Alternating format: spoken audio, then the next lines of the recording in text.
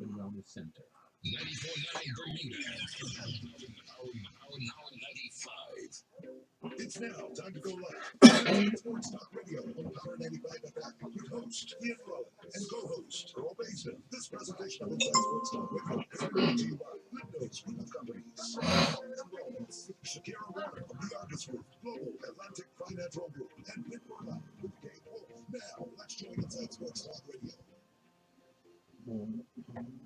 And good afternoon and welcome to another edition of Inside Sports Talk Radio here on Power 95. Today is Monday, March 2nd, and I'm your co-host, Earl Basin, with host Ian Rollins, licking his wounds. I'm out of breath. Licking his wounds. I accept my defeat. We just spoke to another Liverpoolian who's sick flu. to his... There ain't no flu. It's sick to his stomach. He's sick to his stomach. So as you're joining us today, yeah, we couldn't face the crowd of bombardment of phone calls, texts, and emails of the fact that first place out by 25 points went down to 20th place. What's the point difference between the two? You know. I don't. But I can do about a lot. It's probably about 50-something points, right? But you know what? But you know what? With all due respect, if a team is in the Premiership, they earn the right to be there. Yeah. And on any given day, anybody could be there. Yeah. So I said to myself 2 weeks ago, and people probably saying, "Yeah, right." Well, you're saying this now. I said to myself, "I'm either going to lose to West Ham or Watford." I did. I said I didn't say it loud. I said West Ham or Watford. So said, so done. Yeah. It was a backslide slamming. All credit to Watford. And then the jokes came out about Liverpoolians, right? It's something I could read one too if I still have it. Plenty online on Saturday. I got staff sending me stuff that was unbelievable, right? I'm like, they all know I'm Liverpool all the way, and they sent me stuff. This was pretty cool, I thought, right? No pool fans are allowed at Woody's today as they cannot cross Watford Bridge. And so true. That was hilarious, right? I was like, okay. That was a good one. Well, the good thing now is you've tasted defeat in the league. Yeah. First time in several months. 400 and I think it was 52 days. Yeah. So now that part's over, I think the players can now relax. Yeah. Because when you get close to a record, you tend to tense up a lot. So, you know, that's now over and done with. Everyone is still saying that Liverpool will win the league. So it's just a matter of time before they actually win the league. It all down to what their record will be at the conclusion of the Premier Division. So. Well, I'm sure Arsenal fans are very happy right now. Arsenal Wenger, former manager, is happy because he's now still the only undefeated club in the Premier League. Right. 26 wins, 12 draws.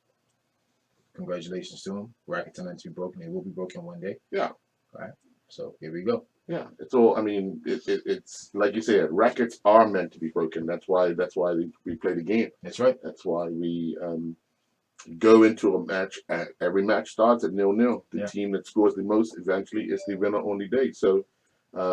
Look forward to what's next for the English Premier Division. But you play a Champions League second leg match. Yeah, that's next week. Next week, the 11th, March 11th. Oh, okay. I play the FA Cup 5th round tomorrow.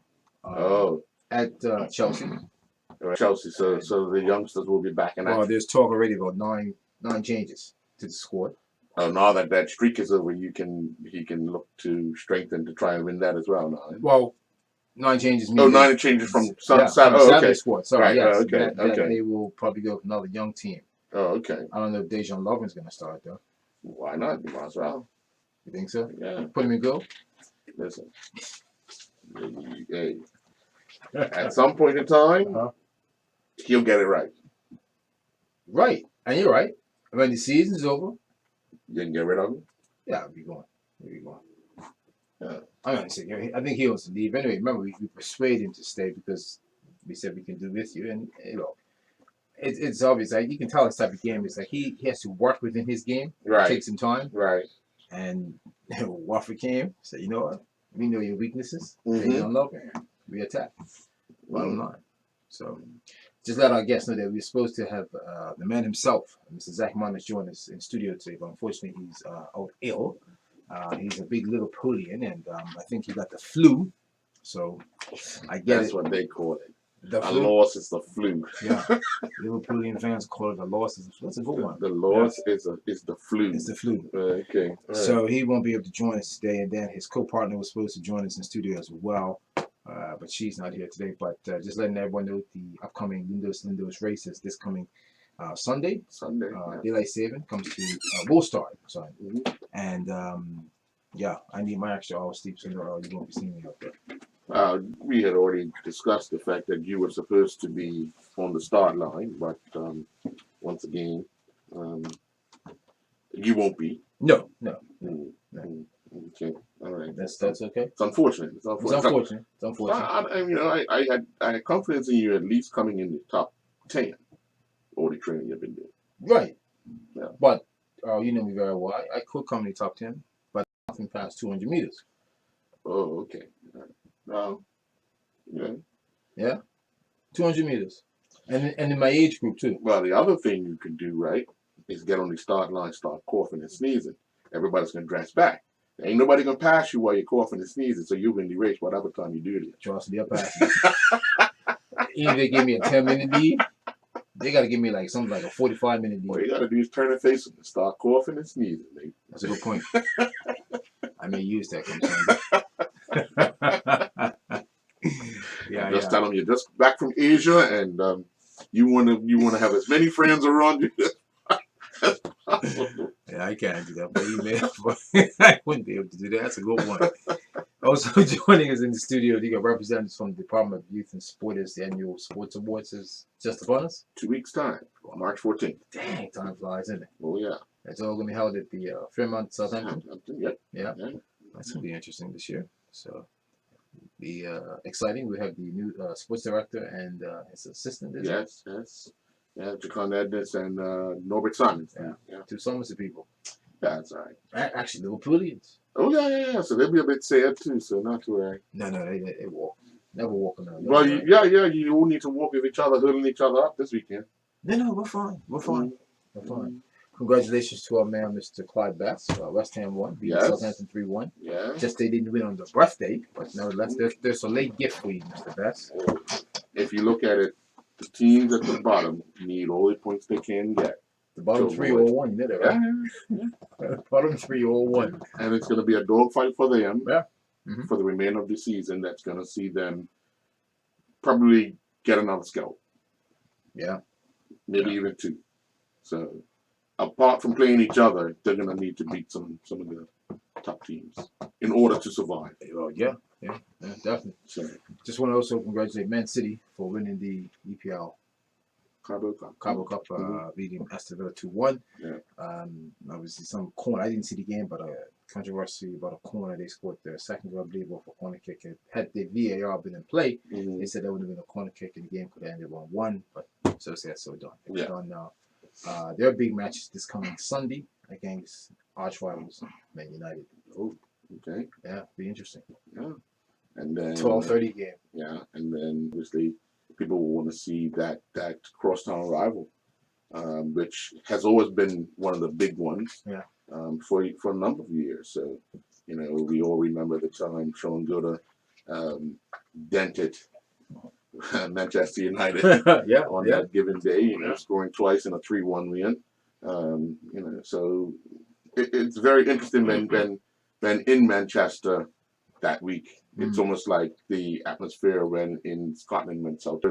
When you start talking about Liverpool and Everton so close to each other, so hey, be interesting. Yeah, very, very interesting. And we see all rebounds back. It's a good statement what you said regarding if Liverpool will bounce back. I think they will.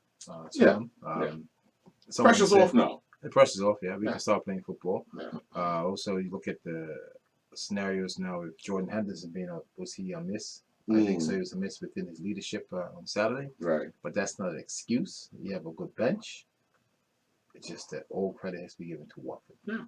They're fighting for their Premiership lives. That's right. Yeah. As for you, what was on the local front this coming Saturday and Sunday? This past Saturday and Sunday. And a very interesting. Obviously, the under-20 women played in the CONCACAF tournament on Saturday, going down to Jamaica 9-1. Unfortunately, we had Caden Hopkins finish in the Volta 7-stage cycle race in the Dominican Republic. He finished as the top under-23 rider, finishing 8th overall. North Village won their premiership match. They need one more point to be champions of the Premier Division. Unfortunately, at Somerset, the match was abandoned between Rangers and Somerset as the Rangers players decided they didn't want to take on Somerset anymore and decided to take on each other. Oh, one of those matches. Yeah, so an internal match. Yeah, so I can take you 3 points. So the unfortunate part is that the match had to be abandoned for whatever reasons. The referee deemed it unsafe to continue the match. So what would happen something like that? I mean, if that's an internal matter. Like, I mean, yes, I'm just got to go in front of the committee. Has to make a decision.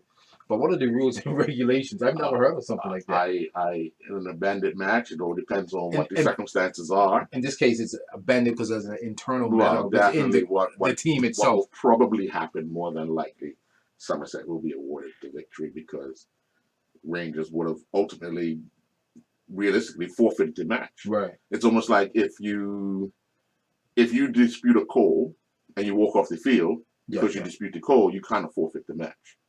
So, we await a decision on it. It'd be interesting to see how Southampton Rangers deal with it as well.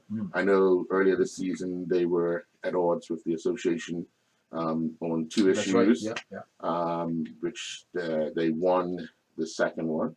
Let's see if how quickly they sort themselves out, because the club has to be seen to be addressing, not just when it comes to the association, but when it comes to their players as well. Yeah. So we await to see how they address that as quickly as possible, and then we await the Bermuda Football Association ruling on the match. So unfortunate.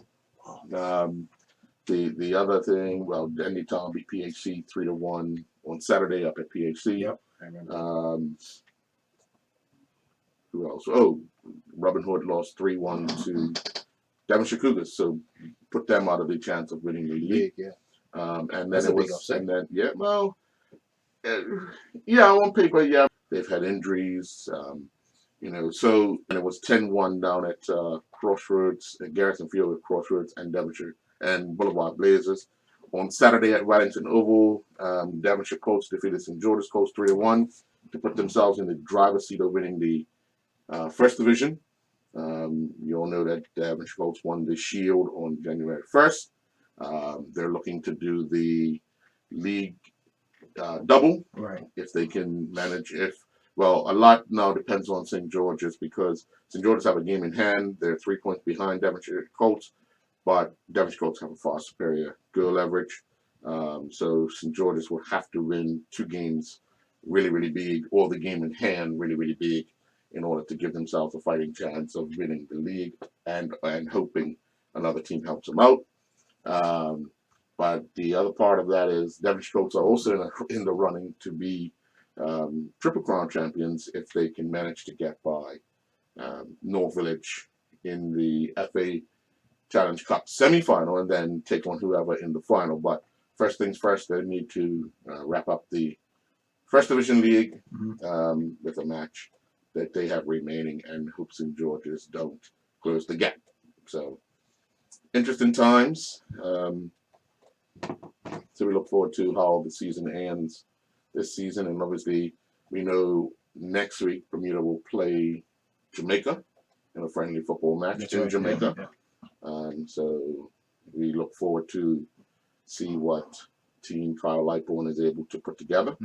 And look forward to whatever that result will be, but more so it'll be something that he's looking forward to put his team together. So well, let's take a commercial break and we'll be back after this.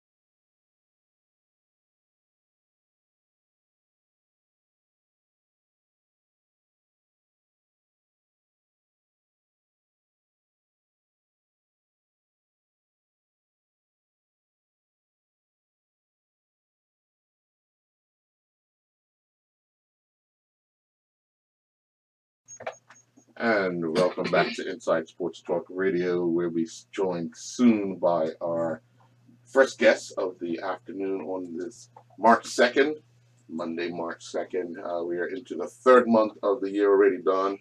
And obviously, time waits for no man or woman. Time and tide. That's right. Wait for no man. That's right. So we continue to press on in sports. We'll be joined shortly by the Director of Youth and Sport, Mr. Norbert Simons, and Chakun Ednes, who are putting together the Sports Awards, as well as joining us first will be the President of the Bermuda Netball Association, Mr. Kamel Evans. They've had a torrid time over the last few weeks in getting matches played due to inclement weather, and this past Saturday was yet another one where the under 11s were able to be played.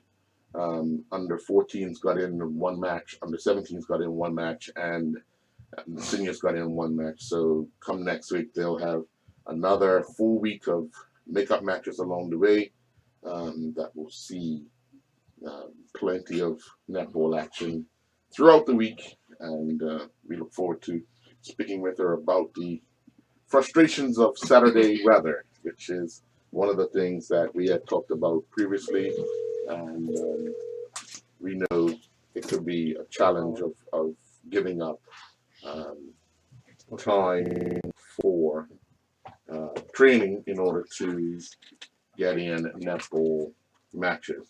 Well, joining us on set now is Ms. Kamel Evans. Good afternoon, Ms. Evans. How are you? Good afternoon. How are you? I'm well. Yet another frustrating Saturday. The rain loves us. Oh, well, it clearly does, because it keeps showing up every time you're about. So It does. It started out a good day because you got in the some of the makeup matches for the under 11s. Yes.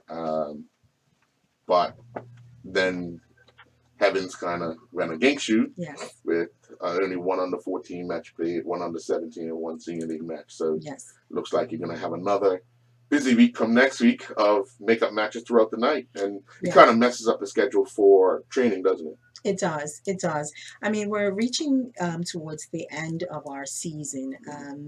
The next couple of weeks, the junior divisions will have a few matches, inclusive of some makeup matches. However, this coming weekend will be the last tournament of the season for seniors, in the switch up, mix up tournament that everybody loves, and that's going to be taking place. So basically, for us, we'll have a jam-packed week once again for makeup matches. And once we finish with those makeup matches, we'll just be going into our preparing for our summer league, and then moving on to our walking netball. Oh, yeah. Let's talk a little bit about that, because we've seen or we've heard the talk of Fast Five. Yes. And that's quickly making its way around the globe, only because it's going to be introduced into, I believe, the Commonwealth Games. Yes. In 2022. But walking netball is going to be something a little different. Yes. What type of people are you looking to get involved in walking netball? Is it all ages, no matter? Walking netball is definitely for all ages. I don't want anyone to have the perception that, because it's walking, that it's only for the adult, or I should say, the adult child at heart. Yes. It's definitely not just for persons over age, even though that's our, targeted audience. We might have players that cannot actually run and jump because of, injuries or because of things, and they really want to get back out there and play. And, we encourage them to come out and take part in our walking netball as well. We had a slight soft opening introduction this past Thursday gone, and it was well received. We had about 14 participants that came out, and we're in the process of doing up a little promo video and things like that, so we can get ourselves out there and so that we can show it a little bit more. And I must say, while it was walking, those ladies were working up a sweat. They really were. I mean, it was that's what fantastic. competition does, though, doesn't it? It does, because you start to think competition-wise, and you try to push your body to that edge of what the competition is to Yes. ensure. Listen, I don't go into anything Right. thinking I'm going to lose. You know, Mhm. you go Mhm. in. I'm taking part in this because I want to win. Mhm. You know, whether it be marbles, but Yes. walking. Yes. I mean, what are some of the restriction rules? Because I know in when you're doing walking races, Yes. some part of one foot has to always be on the ground. You're Is that the absolutely exact correct. same thing? It's the exact same Okay. thing. And I've constantly always talked about netball not just being a physical sport, it's also a thinking sport. Yes. It's predominantly thinking more than anything. Mhm. So this now takes us to test us even more because we have to think about walking because we Right. want to run so That's badly. right. Yeah. Even those that, are older, they wanted to run so bad and, not jumping, Right. so basically our umpires are just encouraging them and kind of reminding them gently to say no running, you cannot run, and they laughed and they had a lot of fun with it, but it was It, really, really great. but covering the court must be challenging. Walking. Well, you can walk at different speeds as long as one foot's on the ground. Yeah. Some people walk faster than some people actually jog. Right. That's So, true. the reality of it all is that a lot of different elements come out with this walking netball. Mhm. Your timing, your judgment of things, your passing accuracy is so much further. So much other things that are in it. Mhm. You just have to. I mean, it was so amazing to watch. I was like, I don't think I could watch this because it was so Well, let me funny. ask you this question: if someone is looking to either intercept or catch the ball, Yes. can they go airborne? No. So everything must be on the ground. At least one foot has to be on the ground. Okay. If not, Interesting. it's a penalty and it goes to the The other other team. team. So interceptions of passes Yes. must be done flat-footed. Yes. Huh. And you must be 4 feet. Oh, it's 4 feet, It's not 4 3 feet. feet. It's not 3 feet. It's 4 feet. Yeah, because you Which can't really allows move. for Do you allows for still a have a little bit more. pivot foot? You do. Okay. All right. But you're allowed an extra step, basically, because most times what would happen is that when you receive the ball, you may be receiving it actually in a standing position. Yes. So then you're allowed to take your 1, 2. Right. Right. Yeah. Oh, okay. All right. And when are you looking to really roll it out? I know you said you had a soft roll out to see what it was like. It's March 12th. Oh, okay. So next Yes. week. Yeah. Oh. Next week. Yeah, next week. Yeah. Oh, It is okay. next week. Will you be taking part in that? I Just don't thought know if I'd I ask. can. Just thought I'd ask. I've been throwing this question out always, and I will always support. And if need be, if I need to participate, I can participate. But trust me, I won't want to run. I don't think I would be able to just walk, but it will be a challenge. Now, we know netball has been predominantly a female sport, other than when you do the celebrity classic and you have males involved. Yes. Is it something that males can join up for? I don't see why not. I definitely don't see why not. This is our first time. We'd like to see, what type of responses we get in reference to it. And it's not just within netball, it's within football, it's within basketball, it's multiple sports that are doing the walking. So it's definitely something that we wouldn't, object to. Oh, okay. All right. And you say March 12th. So what time are we looking at the events being played? The walking netball takes place at Bermuda College Right. on Thursday evenings, and the first match kicks off at 6 p.m. So we have two. It's at 6 p.m. and 7 p.m. and it's $5 for each match. And so you can just come and you register right there on the date. So definitely come early. Maybe I would say at least half an hour early. And what we do is that we basically evenly separate the teams. So you might be playing with your friend today, but next time you might be competing against her. I was going to say, I'm taking 5 people, 6 people that I know. I'm bringing ringers. Yeah, and I mean that's the hope. If it really takes off, the hope is that we can actually start a league, an actual league. But these are the types of things that we need to do in order to basically build on it. And so that's definitely what we're doing. So it's 6 p.m. and 7 p.m. are the two sessions, and you're welcome to participate in both. I'm nominating Ian Rollins to be part of that on next Thursday at the Next Bermuda Thursday, College. Ian, I am Bermuda so glad. College. He doesn't have a microphone right now, so he can't object. So Ian, you're on. I'm flying to Tokyo. Well, we're going to take a commercial break and we'll be back with more Inside Sports Talk Radio after these messages from our sponsor.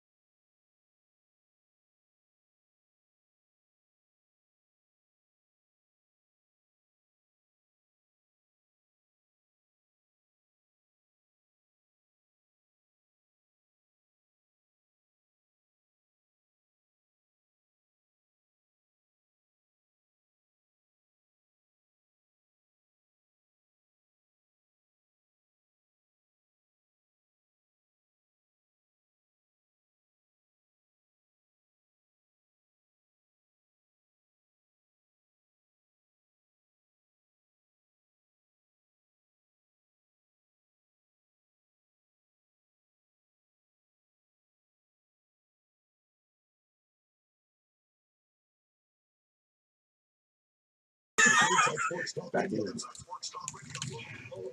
With Ian I Ross feel like and Carl Mason. I have from this.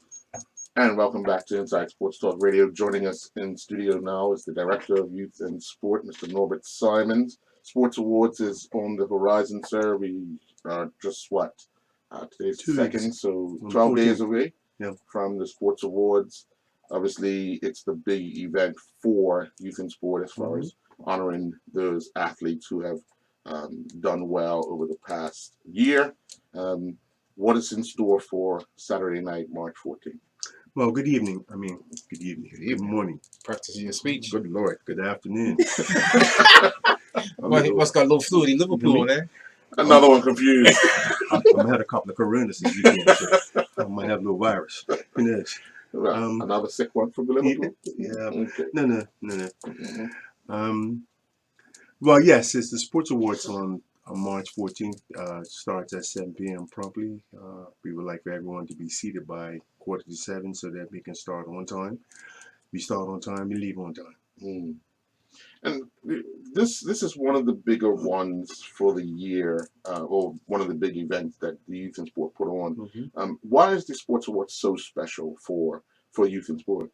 Well, for us, it's really special because this is the time that we can acknowledge the accomplishments of our athletes, acknowledge the accomplishments of our sports administrators, our sponsors, and the general public alike. I think that whilst we are, for the most part, an amateur sport, I think that, and sports takes a lot of heat and criticism for all of the social ills in the country, notwithstanding that it is a microcosm of the community. And I think that it's important that we acknowledge all of the hard work that our athletes and our administrators put in, because not only our athletes are amateurs for the most part, but our administrators put in a lot of volunteer time. And if they didn't, I think sports will fall. Now, could this be your swan song as well? Because there's talk of retirement. Yummy. I think it will probably be my swan song. I know that I can stay for another 2 or 3 years, but it's time to move off the stage and bring in some fresh ideas. How many years you been putting in youth and sports, sir? I started on April 20th, 1998, so that's 22 years. Wow, time is flying.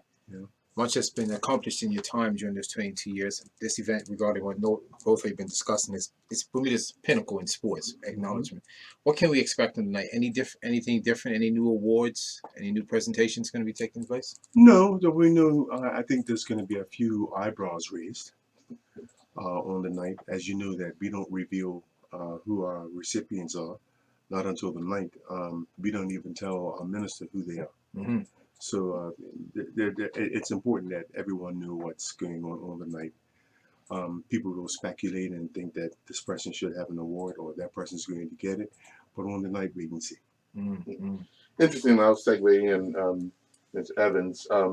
With a sport like netball, we look at awards and all. You guys have generally a end of season celebration as well. Can we see some netball people perform, especially now that we're into the international part of it and we're ranked and all? Can we now see some people from netball put forward for accomplishments? Well, we have put some people forward. I just think that over the years, we've kind of fell off, and a lot of work has been put in the past couple of years as Trying to far as rebuild trying to Yeah, revitalize yeah. and reignite what we're doing, making sure that there's a focus on some pathways for education, making sure that there are also some pathways for them to go on to play in the UK predominantly, because those are the leagues that they want to aspire to be a part of. We have um, always submitted. We're a big advocate for youth sport and recreation. We're very grateful because they play a very important part in making sure that our sport continues to go on by the use of the Bernard Park facility and things like that. So we will just continue, because I'm not going to say we haven't put them forward. They haven't always been acknowledged, but it's not going to deter us from continuously putting them forward. And then I think that once the work continues to go again, I think that they'll just rewards will come. You have some outstanding people who continue to give back to the sport, Yes. and it would be great at some point in time for them to be acknowledged publicly Yes. For what they've accomplished for the sport, in the sport, and about the sport. Exactly. And while we definitely do that within our own association, we would love for them to be publicly recognized within the all sports arena, so that we feel like our sport means something. Yeah. It's really really hard. Like it's stated that we're amateurs, run by amateurs, running by a lot of volunteers that are trying to maintain a professional standard. So we will just continue to keep pushing forward. And I definitely think that, NAPO is something to look out for, especially with the direction that we're heading in. Mr. Simons, what's been one of your most memorable moments of sports awards of past that you've been involved in?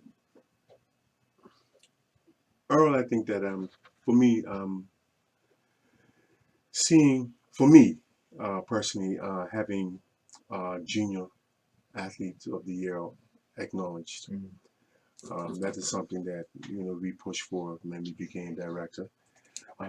We always talk about, we always acknowledge our senior athletes, but I think it's really important that we now acknowledge our junior athletes because they work extremely hard, and I would say that would be one of my highlights. Simons, you've been involved in sports from your younger days to where you are now. Much has changed. Bermuda has grown in sports in the amateur level. What have you seen changes come forth? I've seen in my times. I've seen talking to you. Administration has definitely raised the bar. It was a lot of it was when we were coming along was just coaches. But the administration, the bar has been raised in that level. Well, I think that the administration was always there. Mm-hmm.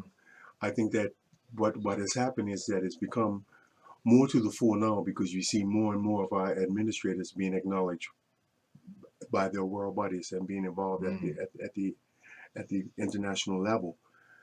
If you ask me what I think has changed in sports since my time, is attitude, and not for the good. I see. I think that we seem to equate sports performance with money. If you in my view, I think that's the wrong panacea for sport. But I think that it's the attitude, and I think that has been precipitated by, whether we want to admit it or not, precipitated by the fact that sports is no longer seen as valued in the school system. Okay. I agree. We can sit up and wax lyrical about how well our children are doing in some aspects, but they're not balanced anymore. There's no balance. I think that when we look at And it started with, look, I'm going to get in trouble. I really don't care right now. But it really started when we went to 2 high schools. Correct. We took competition and the value of sports out of schools. Even now, when you see that, even in our senior high schools, I think they have about two semesters of PE the entire time they're in school, which means that sports has been impacted, the health of our children have been impacted, the social skills of our children have been impacted, because whether we want to admit it or not, sports has always been one of the great social levelers. You get in a game, you're playing with somebody even on your team that's not one of your brothers or sisters or a cousin or an immediate neighbor, but you learn how to communicate, you learn how to accept people's differences. And since we've gone that route, I would say there's a high correlation without having empirical data that since we decided to go to just two high schools, the social fabric of the country has been it has eroded.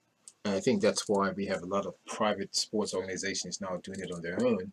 Where back in the time when Earl and I in school, and even yourself and the rest of the guests in the studio here, school sports was basically like our farm system where we went and recognized these athletes in various sports, and then we took them to the respective clubs in various sports, and we groomed them, and we went further from there regarding school education, scholarships, and so forth. North America, Europe, you name it. And you're correct. We don't have that in school anymore, and we're losing it. We've lost it. We've lost it. And to add to that, wealth has hurt us as well, because we grew up playing in our yards for entertainment. Yeah. No, I mean, it's often been said, and I've said on many occasions, that as a child, when your mom or your daddy told you come inside, that was punishment. Yeah. Now punishment is time goes on. I know. That's so weird, isn't it? But you see, what's happening is that as we became a little bit more affluent, we prized our yards even more. You don't want your children playing in the yard because you don't want to destroy your grass, or have a ball break one of your windows, or heaven forbid have one of those balls strike your car. Yeah, no, you're right. Because when we grew up, we had to go in the sweep the yard, because we never grew a lot of grass, but you had to sweep the yard. But do you play marbles? Do the girls play jacks? And do we play football in the streets and everything else? And so a lot of skills were developed through that in the playground that no longer exist. Because the problem is that now is that all our sports are so structured that our kids are involved in structured sports at a very young age that they've lost creativity. Well, let me ask this question, Ms. Evans. How has what Mr. Simon's been talking about impacted the sport of netball? Because I mean, it's all female. Impacted everywhere. One of the other things, like Mr. Simons has stated, is that within the school system, we also had PE teachers that knew and understood every single sport. Right now, we have PE teachers that pick and choose what they want to specialize in or what they want to promote even within the sports. So the sports like netball and things like that, we're constantly not just giving back our volunteer time on a Saturday or through the week within our clubs, we're also giving back in the schools. We participate, as I said, on several occasions. We're down at the BSSF tournaments. Our umpires are they're umpiring the tournaments because the PE teachers have no clue what the rules state. If you don't know what the rules state, how can you teach it? Right. Whoa. So for us, at the end of the day, it's not just, it's impacting every single last sport. And while we're saying, we're putting a lot of structure, we're also, with putting a lot of structure, we're taking the enjoyment out of it. And we're not letting our younger people actually grow to love something because we're so busy trying to tell them what to do and how to do it that we're not even allowing them to think about what it is that they might want to do and how they're going to, enjoy doing it. Well, we only have a few minutes left, but how does it change? Who do we go to kind of put it back into perspective that people that make decisions have to understand that if you take this away, it affects so many other things down the road. Like I've said, and I'm sure Mr. Simon can agree with me, is that more sports need to come together and stop being so selfish, and we need to share the resources, and we need to make sure that we're actually speaking amongst each other and show a united front towards the government, because it's a lot easier to shut down one sport when they're meeting with you. how are you going to continuously shut down sports if we collectively come together, just like all these people march for, gay rights, just like they march for all these other rights? Why can't we all come together and march for the Sports. promotion of sport? Well, that's one of the reasons why we really pushed through our youth policy to establish the Association of National Sports Governing Bodies, so that it's a myriad of reasons why. But as my president said, that one of the reasons is that they can have a unified voice for sport. In addition to that, there are some organizations or national sports governing bodies that are really strong administratively, and the goal is that, like you said, stop being selfish. I think that as a community, we've become about me. And like somebody says, what Kobe Bryant said, there's no I in team, but there's me. Yeah. And so we bought the me part, and we're really concerned about our little dynasty. And I think that comes from that dynasty or the me part. Yeah. As you goes back to both of what you said, it's not shared in the schools anymore. For example, real quick, because I know we've got the news coming up. Real quick is that when I went to Whitney, I played with guys who played for Dendytown, who played for Boulevard, and I played for Somerset. Yeah. And then on weekends, we played against those guys, but we all got along. Yeah. See, we've killed the social fabric. I think sports is let's face it, war is the same thing. Sports is war. Yeah. When it's over, it's over. But the unfortunate thing is that we've taken that warlike mentality on the field and off the field. Yeah. And so we have situations where we fight now. And on the field, we fought. I can tell you times that I playing PAT and Match me up the 3 times?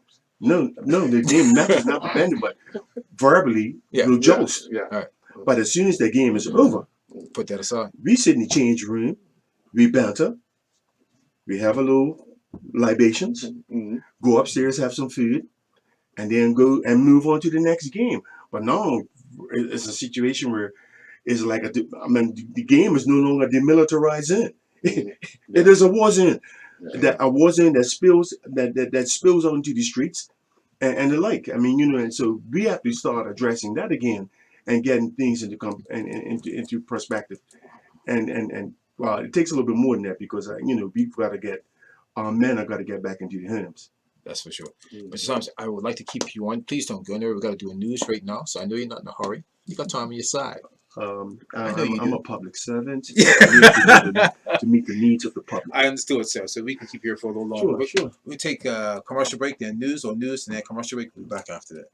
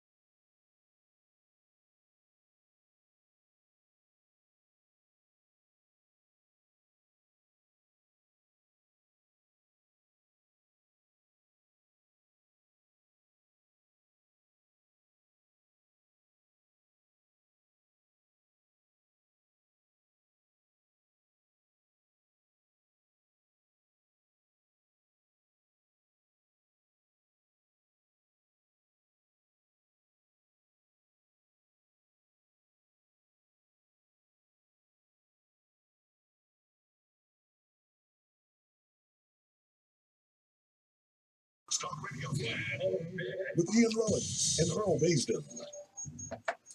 And welcome back to Inside Sports Talk Radio. Joining us in the studio right now is Shakira Warner, and she's a population health specialist for the Outreach Group. Good afternoon to you. Good afternoon. How are you guys today? Partly cloudy. Wonderful. Wonderful. He would be partly cloudy. Well, I'm here to bring the sunshine. Should have bought it Saturday.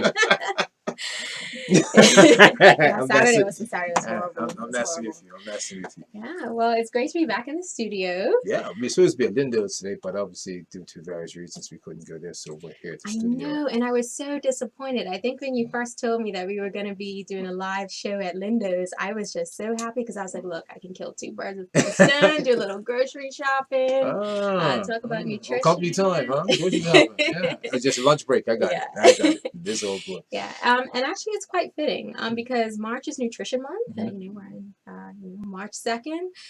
So it's really a time to think about how we can kind of eat a little bit healthier, be a bit more balanced when it comes to our diet, which of course is a really big and important part for maintaining good health and feeling your best, whether you're dealing with a health condition or if you're an athlete or if you're just trying to just be your best. Live your best life. All right. With that said, what sort of things would you put in place for March, this being the health month, for eating wise, for someone who just wants to kickstart the year? Some people wait to this time, they say, oh, January is too close, I'm still celebrating and things that sort. February rolls around like, Valentine's, I'm play touching it. March is here, so what would you put in place? You know what? Maybe March is a good time to, really have that hard look in the mirror and say, how's my New Year's resolution doing? So if your New Year's resolution is around eating better, then why not, kind of re-engage around Nutrition Month? So really kind of when we talk about healthy eating, there's a lot of information and misinformation out there about what that actually means. So really what healthy eating means is eating a wide variety of foods in the right proportions to achieve and maintain a healthy body weight. And of course, this is general advice. So this is for the general population. However, if you do have, special dietary needs or a medical condition that requires you to have a specific diet, definitely consult a registered dietitian or your doctor for advice. And of course, registered dietitians are different from nutritionists because registered dietitians, they have post-secondary degree in dietetics, as well as it's a protected profession. So these individuals, they've had to register with the Bermuda Health Council in order to provide that kind of medical, clinical, dietary advice. One thing that's very important is people bringing lunch or preparing or prep meals, you want to call it, whatever you want to say, but bringing lunch from home is the key. A lot of people say, it's like prepping my lunch or bringing lunch from home. I just go to the store and buy something. When you're doing it at home, the advantage is you know what you're putting in. Yes. Whereas the buying at the store is a little different. Yeah, so there's a lot of benefits of a packed lunch, but I think we have to be realistic. As busy adults, maybe if you're perhaps managing a family, managing kids, it can get a little tough, but it's a habit that's definitely worth it. So in terms of benefits of a packed lunch, you kind of hit the nail on the head where you said you do have more control over what and how much you're eating. You have control over how much salt, how much sugar, how much fat you're consuming. I think when you kind of leave it up to someone else to prepare, you really don't know. True. And also you can give yourself the opportunity to eat more vegetables. We always hear, have more veggies, put more veggies into your diet.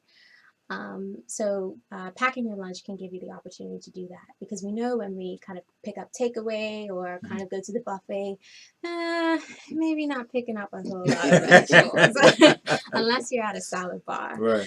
And then also, if you are kind of doing kind of takeaway lunch, you're not so much tempted by the lunch add-ons. So, when you're approaching the checkout counter and you kind of see what's like a gingerbread, a slice of gingerbread or some chocolate or some chips. So you're a little less tempted about that because your lunch is kind of pre-packed for you. That's true. Also, another thing that people don't think about is when we eat out, we tend to eat more than we typically would if we cook for ourselves. And you know what that's from? They say, look, I'm treating myself today. Yeah. So I'm going to eat a bit more. I'm paying for it, so I'm just going a little longer. But no, you're right about that. One thing is that important that I've learned over time is having leftovers. I think is important to use your leftovers. One saves your pocket. Yeah. So that helps. And talking about pocket, I think when we talk about treat yourself culture, we've done a lot more of that. So whereas treats were really things that we would get infrequently, we're kind of upping the frequency on how often we treat ourselves, and of course that can pretty well burn a hole in your wallet. Yeah. So I think probably the most obvious benefit of taking a packed lunch is that you do save money. So if you think about, okay, how much does lunch cost in Bermuda on average? So typically we would say like a $10 minimum. That's like basic. Right. So if you're spending $10 minimum 5 days a week on lunch, that's $50 per week. Yeah. And what does that translate to in a year's time? Oh, times it by Yeah. Yeah. Quick math. 600. Yeah. So you're looking at close to $3,000 per year. Yeah. About $3,000 per year. Wow. And even if you say, for example, you do want to treat yourself by buying lunch, one day per week, that equates just to over $500 per year. So, $500 versus $3,000. So, you have to think about frequency. So how often you're doing it. And, we talk about kind of just being a busy adult. I think, waking up in the morning is hard enough sometimes, trying to get yourself organized, trying to, stay hydrated and do everything that you need to do, iron your clothes or whatever. It can be a lot. But, I think with practice, when we talk about healthy habits or, things that you kind of have to put in motion and put a little effort into, it can pay off. Yeah, definitely. That's right. Let's take a commercial break, and when we come back, we'll have more from August Insurance people.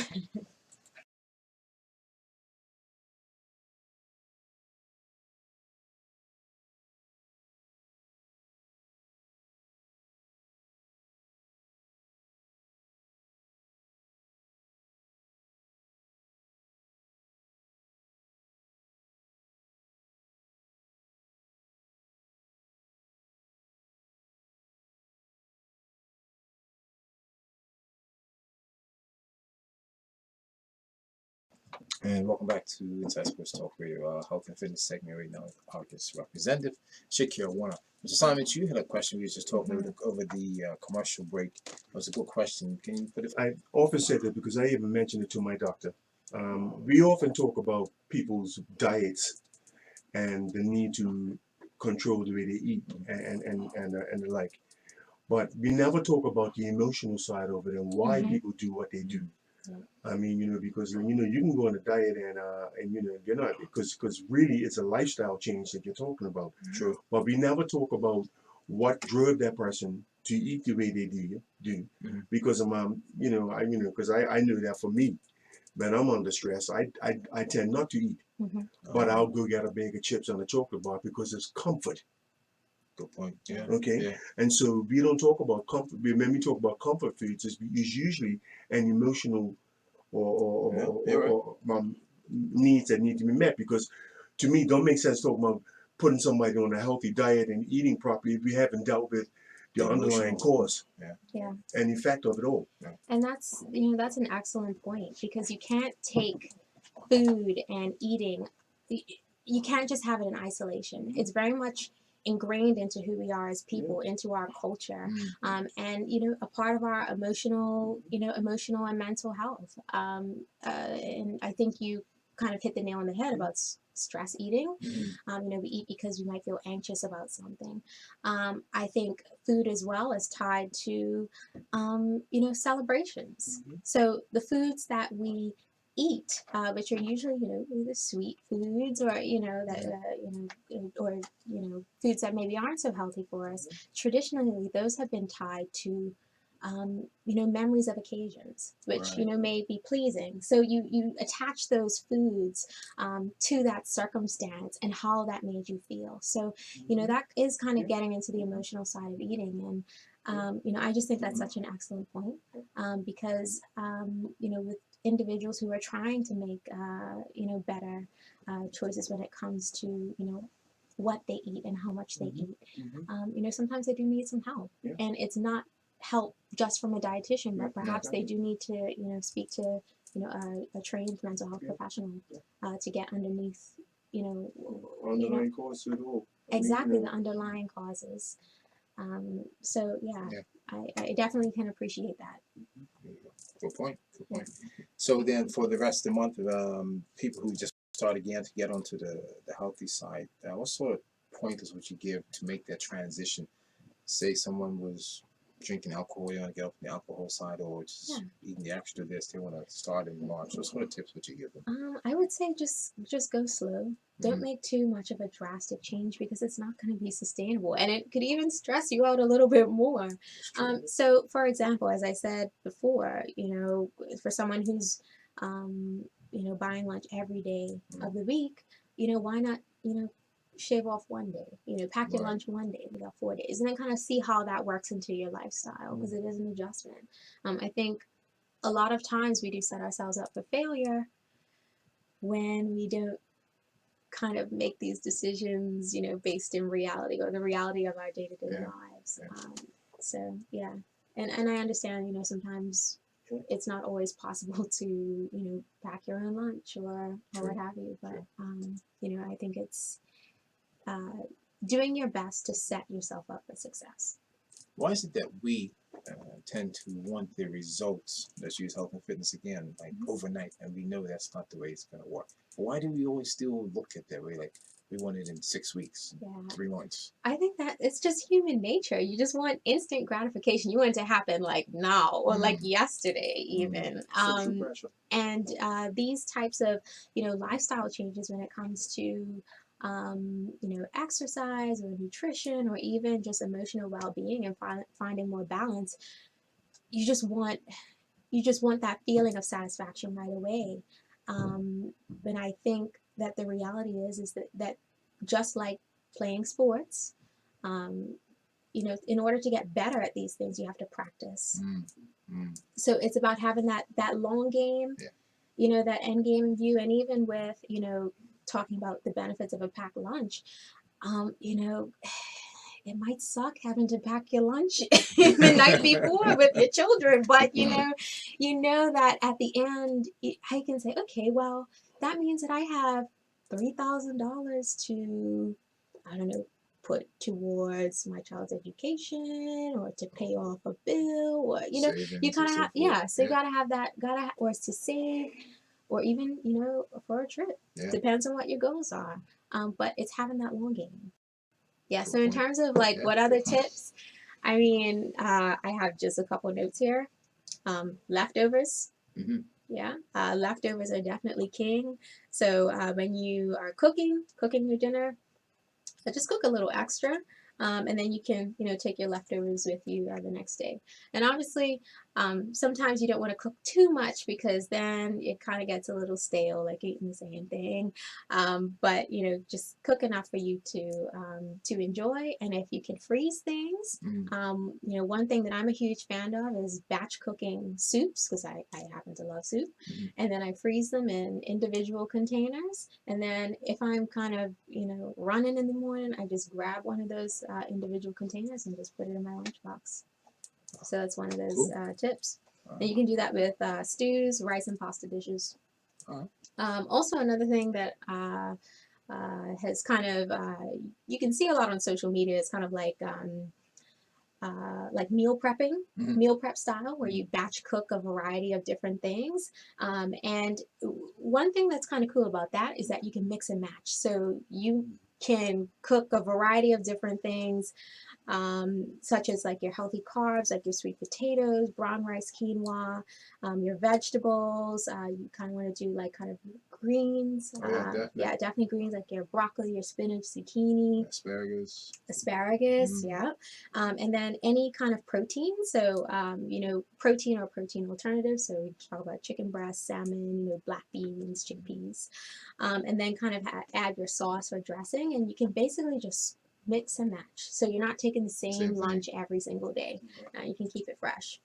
And then kind of my final tip is just to have some of those throw-in bag staples. Like, for example, like I know me personally, like I tend to get a little bit peckish, a little bit snacky, around that 3 p.m. time. I know a lot of people can identify with that.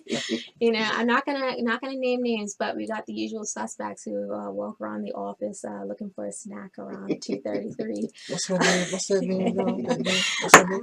I refuse to say. Make sure you My say lips are who it is. sealed. If he says it, say who says it. But definitely you want to round out your packed lunch with nutritious snacks. And these can keep you fueled up and feeling focused and feeling good throughout the day so that you're not like feeling like you're dying at 3 o'clock.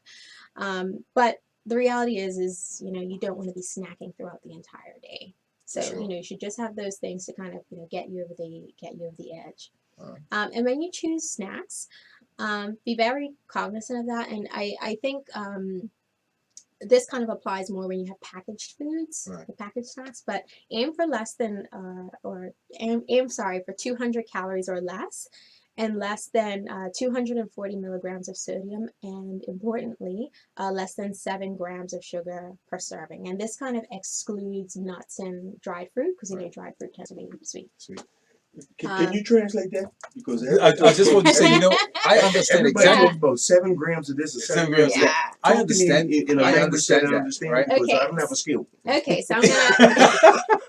Food scale. Yeah. Yeah. So I mean that kind of tip there was mostly for like if you're reading a package, Yeah. but basically you don't want too salty and you don't want too sweet. That's what I'm talking Right?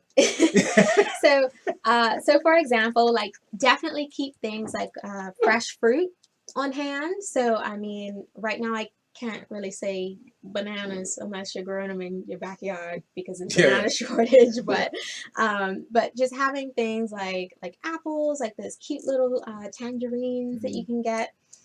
Also unsalted nuts. So talking like raw almonds or cashews, whatever types of nuts that you like. Yes, I said unsalted or lightly salted. Yeah, that's better. Lightly salted is better for you? Lightly salted. Also, lightly salted popcorn. I know that, you can get popcorn like in the bag, or you can pop it yourself. If you pop it yourself, that's, economical. Also, having whole grain crackers and cheese were kind of one thing that I like, are vegetable-based dips or veggie-based dips, like salsa or guacamole or hummus.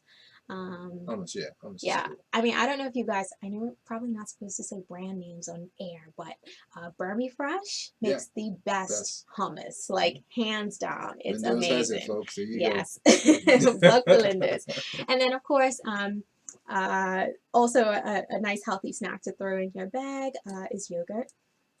Greek yogurt, because it has a higher content of protein, but of course you want to watch the sugar in that as well. Right. What can we do about, we're pushing the adage about eating healthy, but an apple costs the same as a chocolate bar. Correct. So the average person, anywhere you go, is going to take the chocolate bar as opposed to the apple.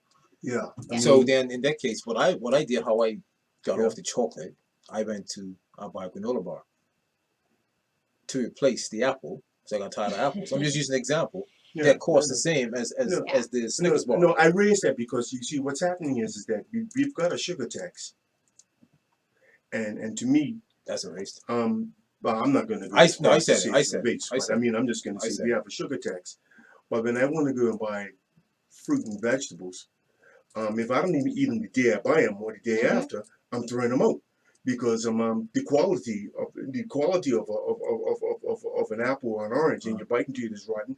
A banana looks green or it looks yellow on the outside, but when you open it up, it's darker than me. And so, I mean, this is one of the discouraging parts. I think that it's fine to say that you penalize me for if I want to buy a chocolate bar, I'm going to pay more. It's just like buying a cigarette or a drink. But if I want to eat healthy, I'm still paying the same kind of or even more for food. And when you sit down and think about it, right, other than the comfort food, you look at your wallet and say, okay, yes, I want to buy vegetables. I want to plan out my meal for the whole week, right? Because whether you like it or not, in a lot of ways, is people say go shop as you want. But every time you go shop and go in the store and you want to talk about this is my meal for Monday, I'm going to buy groceries for Monday, then Tuesday I'm going to buy my meal for Tuesday. That's expensive because you know what happens? What happens is that when you go in the store and say, I'm going to pick up 2 things, you buy 4. That's so true. And the grocery stores are set up in such a way that it makes you do it. That you go down each aisle, you see something because it's all about marketing. It's all about marketing. It's not about your wealth or about your health. It's about their wealth. Yeah. And so, what do we do as an insurance company, as government, and the like to say, okay, then if you want to encourage people to change their lifestyle, then it's got to be worth my while to say that. For instance, I bought a bag of tangerines the other day, and by Wednesday, you buy it's about 8 or 9 in the bag. By Wednesday, the damn thing's rotten, and I'm spent $15 on a bag of oranges, which is I think is ridiculous in the first place. You understand what I'm saying? Right. So, and I think that the mindset is that for average people, I could buy a bag of chips that would last me 3 days, versus an orange that's only gonna last me 1. And you're right. And so what's the average person going to do? Buy the chips. Yeah, and Let's I be think, real. In talking about what we can do to assist people, I think we need to make it real for them. I think when we talk about eating healthy, we automatically go to like fresh fruits and vegetables. Yes. Like fresh, never frozen. But in reality, frozen fruits and vegetables can have the same, they can have the same, they have the same nutritional content. So it's all about, finding ways that work for you. Also, for example, certain canned fruits and vegetables, yes, they may have a little bit of extra salt in them, and maybe not great to eat on their own, but perhaps in a stir fry or a stew or like a curry or something like that. So it's about making it real for people, and also really kind of taking into account that price point, and also longevity, because fresh fruits and vegetables, they do have a shorter life. But with that being said, but I'm not too sure if they have a shorter life, because you can go to other jurisdictions and you can buy a bag of fruit and it will last you the whole week. It's the quality of food that our markets are bringing in, because they're only concerned about maximizing profit. They're not concerned about my health or anybody else's health. So they'll buy the low grade vegetables and sell it as a high grade, because we don't know any difference until you take it in. So I mean, there's got to be some accountability for our merchants who are selling, who are bringing in low grade vegetables and fruit, but selling it as a high grade quality price. Well, that's something got to be dealt with. One thing that I did to make my changes was that I stuck to my list. I put a list together. Yeah, that's what I'm not talking about. I'm saying get what I want. But I'm not talking about a list. I'm talking about that. I had a broccoli. It's about $5-6 or whatever the case may be.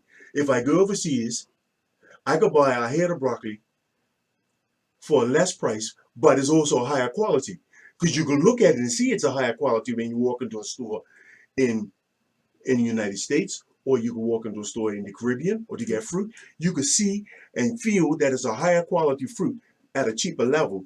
But what I'm saying is that we have a market, the grocery stores or whoever brings in stuff are bringing in stuff at a low quality and convincing you that it's a higher quality and charging you that price. Yeah, and I think that speaks to a challenge. We are importing our food, quite a long way. But how would that ransom by the people that bring in stuff? Yeah, but I think it's just a combination of distance, and unfortunately we don't have enough kind of farmland available in Bermuda to grow for the entire population. So, I think we do have a significant challenge, but that's not to say that we can't make better choices. I think the average person does need some guidance. Cool. Very interesting. No, that's cool. That's great. That was great. Shakira, she enjoyed it. I'm sure she did. I did. There you go. While we take another commercial break, and we come back, we'll have more on Inside Sports Talk Radio. Thank you again for joining us. Thank you.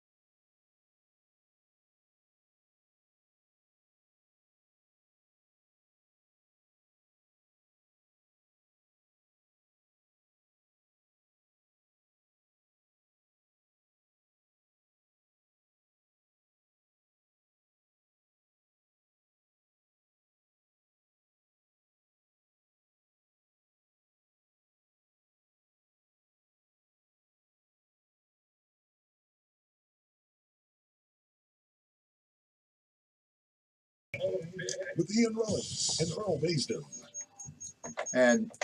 And welcome back to Inside Sports Talk Radio. Joining us in the studio right now is the CEO of Bermuda Broadcasting Company, Mr. Patrick Singleton. You've got some news you'd like to share, some breaking news regarding the U.S. Open under the leadership of Bermuda Tourism Authority. Just give us an update what's happening here. I'm taking my Bermuda Broadcasting Company hat off and putting on my USTA hat. So I'm on the board of the US TA. That's right. Yeah. And so they've just announced 5 minutes ago on the US Open website the exhibition match that's to be played in Bermuda. They've announced a lineup for it. So very exciting news. We've got Andy Roddick, former world #1, coming. Luke Jensen, Chanda Rubin, also big name player. Arantxa Sanchez Vicario, she was world #1 for a while, and Jan Michael Gamble. So they're coming to play in a Pro-Am event on April the 3rd, and then in an exhibition match on April the 4th from 4 to 6 p.m. at Carl Beach. In addition to these players, there'll be a number of up-and-coming stars coming out of the U.S. Federation. So this is in coordination with the U.S. Open and their sponsorship partnership with the Bermuda Tourism Authority. So this is part of that deal. In addition to that, they're also running some fantastic kids clinics at the National Tennis Stadium, I think on the 3rd, and Hazel Clark is facilitating that. You got a bunch of Olympians, myself and some others, Devon Bean, Clyde Best, Julian Fletcher will be there providing some mentoring, some guidance to some of these younger athletes in Bermuda. But the reason I bring it up is because we're combining this exhibition match with the pros with a U.S. National Tennis Championships. The Bermuda Breeze tournament's been going on the last couple of years. We've got it back. U.S. Open asked us to run it at the same time. Okay. And so it's a National Tennis Championships. It's got USTA and ITF ranking points. So you get players from all over the world. Hopefully, if this coronavirus doesn't scare them off. So they'll be able to come play in the tournament and then watch the exhibition match. So it'll be a week of tennis, very exciting tennis at Carl Beach, at Rosewood, at National Stadium. Be very, very, very exciting. It'll be the biggest tennis event we've had since the XL Tennis Open. Right, it's with Dax. Because the XL was in the early 90s, and then it lasted about 5 to 10 years. And you're bringing this back now to Bermuda. What does this mean for the local chapter, the tennis fraternity in Bermuda, for an event like this? Yeah, so we're engaging with the BLTA. We want to have a lot of youngsters coming out to the clinic, so they get to interact with the pros. And we also have asked that they be allowed to ball boy for the exhibition match when these superstars come and play, trying to get them involved as much as possible. Obviously welcoming the public to come out and watch. There's different packages of hospitality being sold by the BTA. Carlbeach's not involved in that, but I encourage, if you're a tennis fan, to come out. If you're a fan of watching these professional players, or if you love the game and just like to come and play in the tournament, come watch the tournament. It's lovely to see the sports director in our studios here. So hopefully he can come out and watch a bit of tennis. Not a Kobe. Okay, all right. No, I'm just wondering. I noticed that when we bring in international tournaments, it's always at Coral Beach. We have never thought of using the government facility, WEI Joe Tennis Stadium. So the seating is better. So a couple of things. First of all, we're a USTA member. Yeah. We're on the board of USTA. I think that we are using the Joel National Stadium for the kids competition. For the kids clinics. I think we're trying to spread it across a number of different areas. So we got the Pro-Am will be at Rosewood. We got the kids clinics at the National Stadium, and we got the exhibition match at Carl Beach. Okay, so understood. So this is good news for the local chapter in Bermuda, and for the young people, and of course the board, for everyone regarding tennis, and for the former pros that are coming here. Arantxa Sanchez, she was ranked #1 under the female, and she's originally from Argentina, if I'm correct. That could be wrong on that. I can't remember. She's Spain, maybe. Or maybe Spain. U.S. citizenship. Okay. All right. Yeah. And of course, Andy Roddick, he was well known throughout the late 90s and early 2000s. Right. Yeah. Okay. So you got some big guns coming in. Hopefully. All right. Yeah. Cool. Anything else you'd like to share with us? No, that's it. That's just hot off the press. Just came out. It was embargoed up until 1:30 p.m. So I think you've seen it in other media coming real soon. Yeah. All right. Thanks very much. Thank you. Let's take a commercial break and we'll be back after this.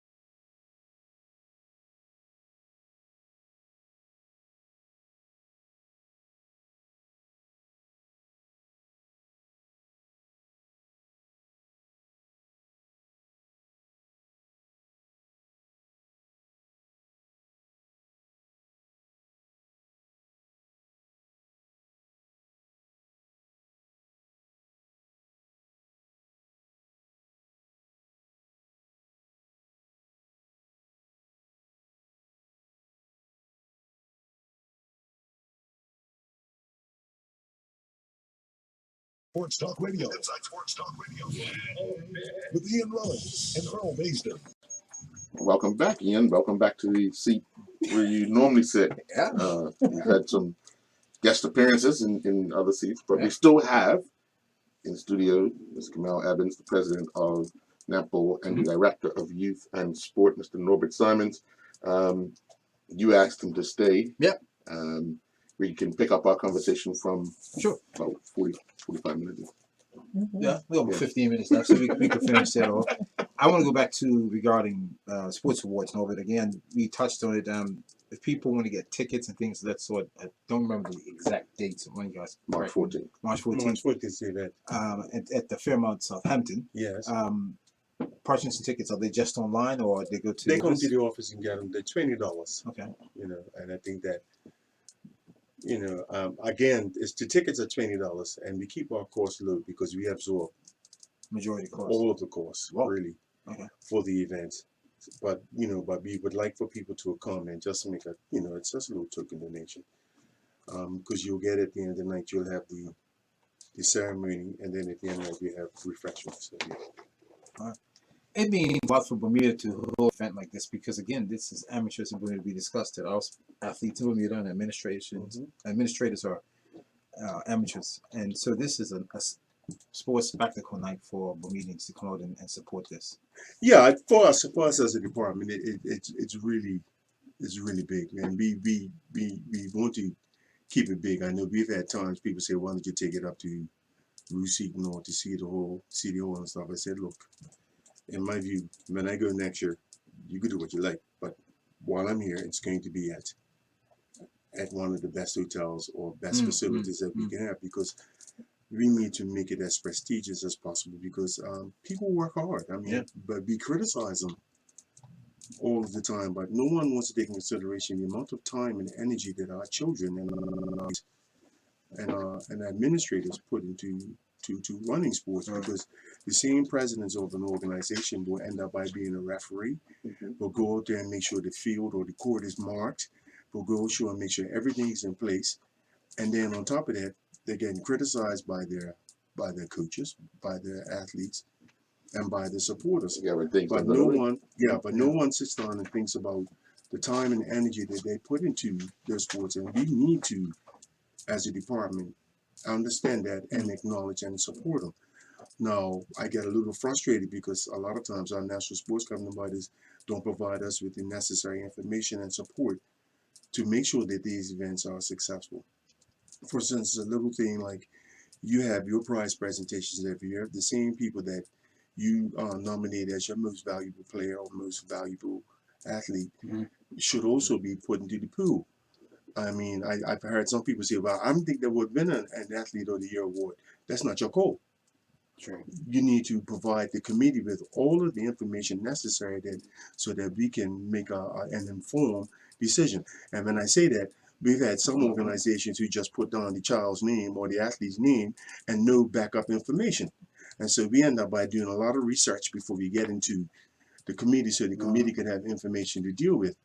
Because but I need to stress again, because the committee that's selected to make these nominations, to deliberate the nominations, base their votes on the information that's provided. We cannot bring information into the room. And I just want to say that because I think that it's important. I think it's really important that, and the part that to me that's really important is that I would like to see more people who do volunteer work, organizations being recognized. Right. Through the awards process. Not everyone's going to get, let's face it, because we have a maximum amount that we can get. For instance, in one area it's about 9 people, Right. nine awards, I believe. I don't ask me to quit which one it is. No. Okay, but it's important. It's important. I think that from my point of view as the director of the department, it's important that we acknowledge and recognize and let the country know that these people work hard. I mean, irrespective of irrespective of the criticism, and quite frankly, some of the criticism they get, some of it is warranted, and a lot of it is not warranted. But they're not being paid. No, they're not being paid, and they're doing a lot of work. They're doing a lot of work. Well, you have someone sitting next to you that actually, right? I mean, I had Nepo poles in my little I-20 car this weekend trucking to Delwood that we utilize for our PD program because the other facility that we were supposed to be in had overbooked in error. So and the 11th hour we had to make it work and make it happen, and somebody had to make that happen. But what I would also like to add to the fact is that when we changed the mentality of people, whereas we made everyone think that they're a winner, I think that a lot of the athletes and the people in particular don't hold enough emphasis on the fact of when they are celebrated as a winner, because we've made them think that they're a winner constantly, right? So people don't tend to really feel the importance of getting a prestigious award of a magnitude in the youth and sport, because we're telling them all the time everybody's a winner. So I think that we need to create that competitive spirit again amongst our sports, because everyone isn't a winner. Everyone can try their best, but there's always going to be somebody that's better than you at some point or the other. And I think that once we create that competitive edge, then we'll get more people wanting to nominate. We'll have more people being celebrated. We'll have more people realizing that the work that they put in is being recognized and deservedly is being recognized. Yeah, and I would also add to that, and because I support what you're saying, but the other caveat that sometimes we don't want to talk about is that we have spent so much time denigrating anything that's Bermudian. Right? Yeah. We have spent so much time on that, and that now we're in a situation where nobody values a Bermudian and its accomplishments. You want to compare them to everybody else overseas. And I say that because it's a social stigma that's been attached to this country, that is anything that comes up by you, you're that boy from the North Shore. I remember you was a little boy. You was nothing then, and you ain't nothing now. But if I went overseas and what somebody said, if I lived 25 miles off Bermuda and came back with an accent, and my name is no longer Norbert Simons, but Norbert Simon, then you will show me the respect that will come out of my yin, because I don't look like you. I look like you, but I don't act like you, or I don't have the same accent. But let's face it, we have a lot of talent in this country who has worked extremely hard and is not being recognized or expressed or accepted because you look at them and say, oh, that boy from down the hill. You know, so that's one thing that I'd like to see change in this country. Before I close my eyes and I go to the other place, is that we value and respect the accomplishments and the accomplishments of that Bermudians make. Okay, because I use Clyde Bass as an example. Even Sean Goda. Sean was here. We looked at that bio. He was from down the road, from back of town somewhere.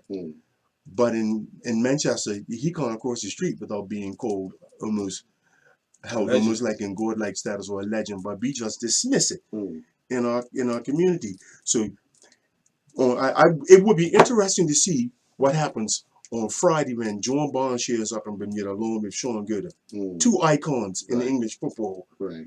And we'll watch out. And Clyde Bass, who paved the way for all of them, and they'll show up at this function, and we'll fall over our feet to get to John Barnes and step over and step on Sean and Clyde, which is a travesty. Right. And why is it that we do that to even the ones that make it, like the Clyde Bass, the Sean Gooders, the track and field that we talked about last year, Brian Wellman, and things. Why is it that we in Bermuda don't really recognize our own that have made it, that sacrificed, that paved the way for others? It's a small town syndrome. A small town syndrome, or Peyton Place, if you're old enough to remember Peyton Place. No, you know, it is. You know what is? It's familiarity. That's what it is. I mean, it's not a. You know, I harp on a lot, but you know what it is, because we're so familiar with one another. Because it's a small town, and we tend to keep our little circle small, and so we don't view that person because we watched him grow up, and he is just another person to us. You know, so I'm saying this. So because of that small town mentality that we have, it's a blessing and a curse. And they hold you to your and they hold you higher exactly. than they do to your overall exactly. So it's not just Bermuda. If you go into any small village in England or United States, it's the same way. Let's look at Mississippi. If a stranger drove to a certain part of a city, and you knew anything from this, hey boy, what you doing here? Yeah. You know, so we become very territorial, and so from that point of view, when I was a little child, I did something stupid. 65, and you still talk about what I did when I was a child, because we don't allow change to occur. Right. We don't accept change, and people will grow. And they're like, so that's just because it's that mentality of making sure you stay below me. Yeah, because if I'm the one, if I keep you being underneath me, then I will always be on top. Yeah, that's that mentality. That's that mentality. Man. Look around. I mean, you know, how many of us have not really risen to the heights of our greatness because you come from or the school you attended? Yeah. But we're also quick to criticize and not celebrate. Exactly. So it's a lot easier to say to somebody that, you know, you could have, should have, would have done that. Instead of saying, great job doing that. Right. Yeah, exactly. It's so much harder. That's it. No, but it is what it is, and how do we change it? Because let's face it, in Bermuda, right? I mean, we used to say when we was younger, right? If you were a sword to star, you automatically got a job in the bank, irrespective of what university you attended to. Yeah, that's true. You know, and around here, you can go to the best university in the world, but if you went to Robert Crawford, or to Sims, it's a question mark. It's a question mark, which is a stigma that we placed on ourselves instead of letting it go. Yeah. It's sad. It's sad, and yet, you know, we're just a small community. We're trying to work together as one, and sports we're separating each other. And sports supposed to bring people together. Yeah, but we're separated in many facets of life in this country. You're separated by race. You're separated by gender. You're separated by religion. If you're not AME, you ain't nothing. If you ain't gospel whole, you might be something. So but these are the conversations that we need to have if we're going to grow and move forward, instead of sitting behind the corner and say, "Oh well, because he ain't saying says nothing." But because we'll kill the messenger and not listen to the message. True. Cool. Well, I thank you very much, both of you, staying on board and staying behind extra. I appreciate that. You're more than welcome to come back, Mr. Simons. As a matter of fact, we would like to have you back before you retire. Next week. But no, seriously, when you stepping down? Have you put a date together? Technically, I can go March 31. March 31. Okay. Yes, I That's the end of this technically, month. yeah, I can do it at the end of the month. So I sounds like you're not going to be leaving on March 31st, but it will be this year. So have you looked at another date? I said to my staff the other day, I said I'm going to take a vacation in August, July, and then in September I'll let you know when I'm going. Okay. Well, yeah, I like what I do. Don't get me wrong. I love my job. Change is good. Yeah. Change is just as good as a rest, they say. Yeah. So I'm just going to put it out there. Who's going to be your replacement? That's not my call. Okay. No. That's not my call. They would have to. I don't know. I can't make that call, and I'm not going to even try to hedge that. I'm not going to interfere with the process because the process has to be followed through. Wow. Okay. Enjoyed your 22 years then. Yeah. I've enjoyed. I've had 3 great jobs in my life.